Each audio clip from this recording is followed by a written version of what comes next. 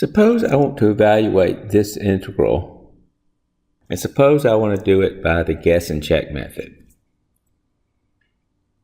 What you have to remember is guess and check involves guessing the antiderivative, the integral, then checking your guess. If it matches exactly, then your guess is the answer. If it's off by a constant factor, just a numerical value, you can adjust that in your guess, we'll call that the adjusted guess, by using the reciprocal of what you're off by. Then check that solution by taking its derivative, making sure it matches the original integrand. If it does, then that's the answer. If you cannot get a match within a constant, just a numerical value, then guess and check doesn't work. In general, we're going to be using guess and check on the easier of these problems in any case. So you always have other choices. We're going to be, generally speaking here, using the general power rule for integration as our model for our guess. And the reason is, when you have an integrand raised to a power, the general power rule for integration tells you that the solution will have a power 1 higher than the power in the integrand. Before beginning the solution, let's bring down the integral to where we'll be doing the work.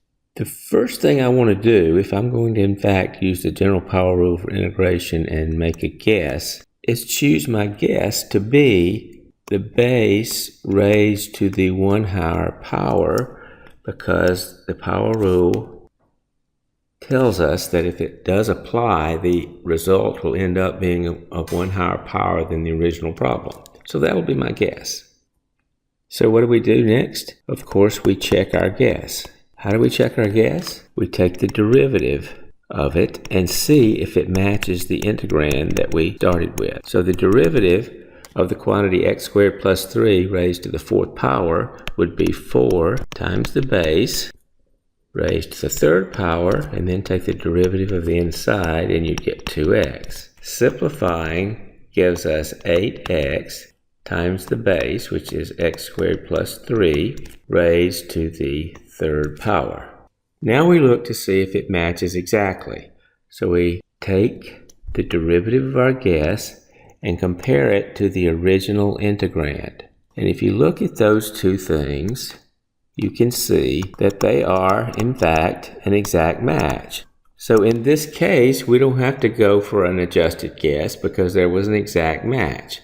When there's an exact match, that tells us immediately that the integral that we guessed is, in fact, the correct answer.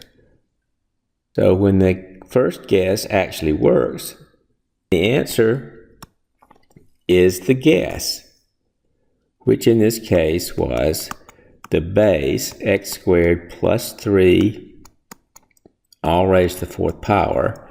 And of course, you always have to put the constant of integration plus c on the end to allow for the fact that the derivative of any constant is 0, so there could have been another number added on.